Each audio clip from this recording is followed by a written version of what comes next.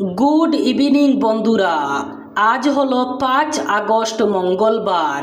আজকের আসাম তথা বরাক উপত্যকার গুরুত্বপূর্ণ খবরগুলি হলো: নিম্ন এবং উজান অসমে সরকারি খাস জমি থেকে উচ্ছেদিতদের আশ্রয় কিংবা খালি জমিতে পুনরায় বসবাস করার সুযোগ না দিতে বললেন রাজ্যের মুখ্যমন্ত্রী ডক্টর হিমন্ত বিশ্ব শর্মা।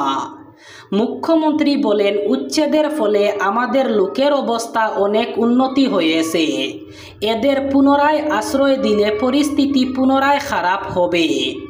রাজ্যবাসী সহযোগিতার হাত বাড়িয়ে দিলে সরকার অসমিয়া জাতির সুরক্ষার্থে উচ্ছেদ অভিযান চালিয়ে যাবে। মুখ্যমন্ত্রী এই আহ্বান জানিয়ে বলেন, আমাদের মানুষ এখন অনেক সচেতন, তারা নিশ্চয়ই সহযোগিতা করে যাবেন। মধ্যবিত্তদের জন্য খুশির খবর, এবার বেশ কয়েকটি ওষুধের দাম কমালো কেন্দ্র।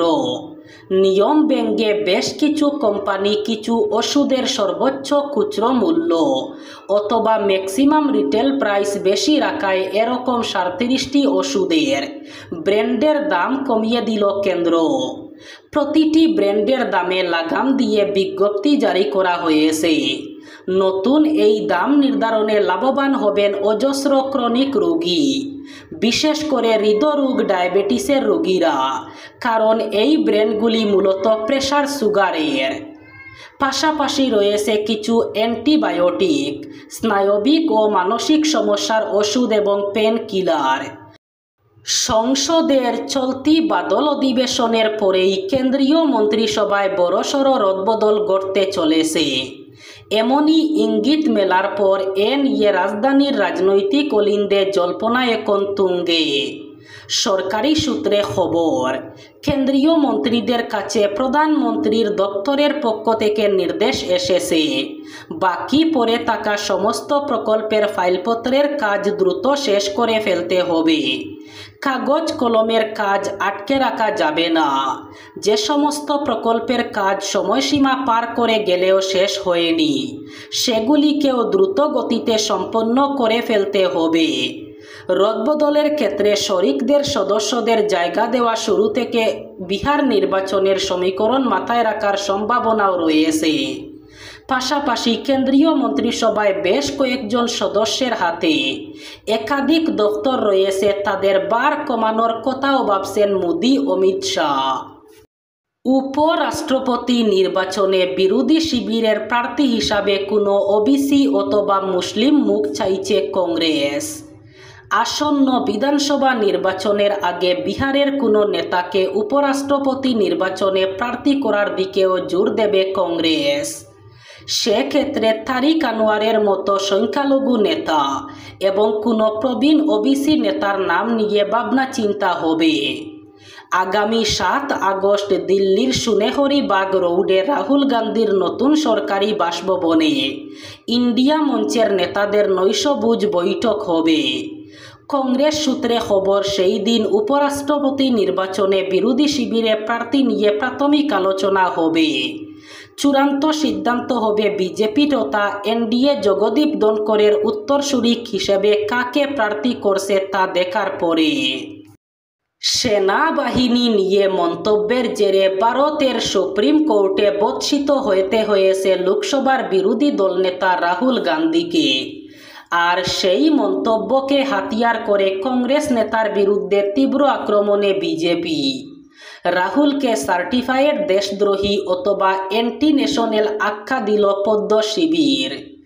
অভিযোগ, তিনি ভারতকে দুর্বল আর চীনকে শক্তিশালী করতে চাইছেন।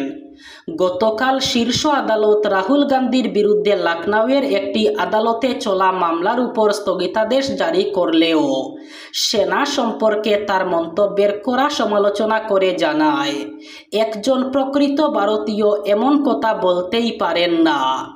এরপরই বিজেপি নেতা ধর্মেন্দ্র প্রধান বলেন, দেশের সংসদীয় ইতিহাসে এই প্রথম সুপ্রিম কোর্টের তরফে বিরোধী নেতার বিরুদ্ধে এত কড়া ভাষা ব্যবহার করা হলো। সার্জিক্যাল স্ট্রাইক হোক অথবা অপারেশন সিঁদুর, কংগ্রেস ও রাহুল সেনাবাহিনীর আত্মত্যাগকে প্রশ্ন তুলেছেন বারবার। উজান অসম থেকে প্রধানমন্ত্রী নরেন্দ্র মোদী বিজেপির ২৬-এর ভোটের দামামা বাজাবেন। বস্তুত উজানের বিট অটুট রাখতে মরিয়া বিজেপি। বিশেষত যোরহাট লোকসভা কেন্দ্র এবং কাজিরাঙ্গা লোকসভা কেন্দ্রের আওতায় থাকা বিধানসভা কেন্দ্রগুলোর উপর অতিরিক্ত জোর দিচ্ছে বিজেপি। আগামী ৮ সেপ্টেম্বর প্রধানমন্ত্রী অসমে এসে প্রথমে যাবেন নুমলীগড়ের বায়ো রিফাইনারি G2 প্রকল্পে। সেখানে এক বৃহৎ জনসভায় ভাষণ দেবেন মোদি। নুমলীগড়ের জনসভার পর প্রধানমন্ত্রী মঙ্গলদৈয়ের ৩টি কর্মসূচিতে অংশ নেবেন।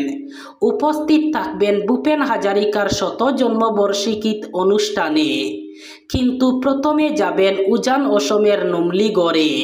সেখানে তার হাই ভোল্টেজ জনসভা থেকে ভোটের রণডঙ্কা বাজাবে বিজেপি। ভারতকে আবার যুদ্ধের হুমকি দিল পাকিস্তান।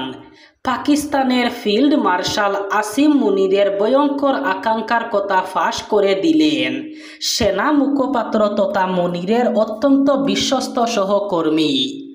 পাকিস্তানি মুখপাত্র জানিয়েছেন, ভবিষ্যতে দুই পরমাণু অস্ত্রধর দেশের মধ্যে কোনো সংঘর্ষ বাঁধলে ফিল্ড মার্শালের ইচ্ছা ভারতের একেবারে ভিতরে আঘাত হানার। ইংরেজি সংবাদ মাধ্যম দ্য ইকোনমিস্টের সঙ্গে এক সাক্ষাৎকারে মুখপাত্র জেনারেল আহমদ শরীফ চৌধুরী বলেন, সেনাপ্রধান মুনির চান ভারতকে আলোচনার টেবিলে বসতে বাধ্য করা। সন্ত্রাসবাদ নিয়ে পাকিস্তানের অবস্থান বদল না হওয়া পর্যন্ত দ্বিপাক্ষিক আলোচনা নয়। নয়াদিল্লির এই সিদ্ধান্তের কারণে ইসলামাবাদও দীর্ঘদিন ধরে উদ্বিগ্ন রয়েছে বলে জানান তিনি। স্বাধীনতা দিবসের প্রাক্কালে লালকেল্লা এলাকায় কড়া নিরাপত্তার মাঝে বাংলাদেশি সন্দেহে ৫ জনকে গ্রেফতার করল দিল্লি পুলিশ। পুলিশ জানায়, ওই ব্যক্তিরা লালকেল্লায় প্রবেশের চেষ্টা করেছিলেন অথচ তাদের কাছে কোনো অনুমতিপত্র ছিল না।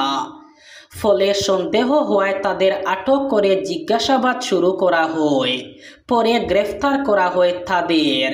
পুলিশ জানিয়েছে, বিষয়টি খতিয়ে দেখা হচ্ছে এবং তাদের প্রকৃত পরিচয় যাচাইয়ের প্রক্রিয়া চলছে। দিল্লি পুলিশের দাবি, ধৃত ৫ জনই বাংলাদেশি নাগরিক এবং তারা অবৈধভাবে ভারতে প্রবেশ করেছেন। জিজ্ঞাসাবাদে উঠে এসেছে তারা ৩-৪ মাস আগে ভারতে আসেন এবং দিল্লিতে শ্রমিক হিসাবে কাজ শুরু করেন। তাদের কাছ থেকে বাংলাদেশি নথিপত্র উদ্ধার করা হয়েছে বলে জানায় পুলিশ। এবার শেষ খবরটি। সোমবার গাজার উপত্যকায় ইসরায়েলি বিমান বাহিনীর একদিনের অভিযানে প্রাণ হারিয়েছেন অন্তত ৯৪ জন ফিলিস্তিনি এবং আহত হয়েছেন আরও অন্তত ৪৩৯ জন। গাজার স্বাস্থ্য মন্ত্রণালয়ের দেওয়া তথ্য অনুযায়ী ২০২৩ সালের ৭ অক্টোবর থেকে শুরু হওয়া এই যুদ্ধের পর মোট প্রাণহানি দাঁড়িয়েছে প্রায় ৬০,৯৩৩ জনে। ইসরায়েলের পক্ষ থেকে বলা হচ্ছে, তারা হামাসকে নির্মূল ও জিম্মিদের মুক্ত করতেই এই সামরিক অভিযান চালাচ্ছে। গতকাল এক প্রতিবেদনে এই তথ্য জানিয়েছে বার্তা সংস্থা আনাদলু। গাজার স্বাস্থ্য মন্ত্রণালয় জানায়, ইসরায়েলি বাহিনীর টানা বোমাবর্ষণে বহু মানুষ ধ্বংসস্তূপের নিচে চাপা পড়ে আছেন, যাদের উদ্ধারের মতো পর্যাপ্ত সরঞ্জাম অথবা জনবল ফিলিস্তিনিদের হাতে নেই।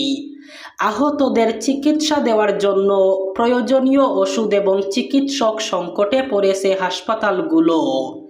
এই ছিল আজকের সন্ধ্যার গুরুত্বপূর্ণ খবরগুলি। ভিডিওটি অবশ্যই লাইক করবেন এবং চ্যানেলটি সাবস্ক্রাইব করবেন।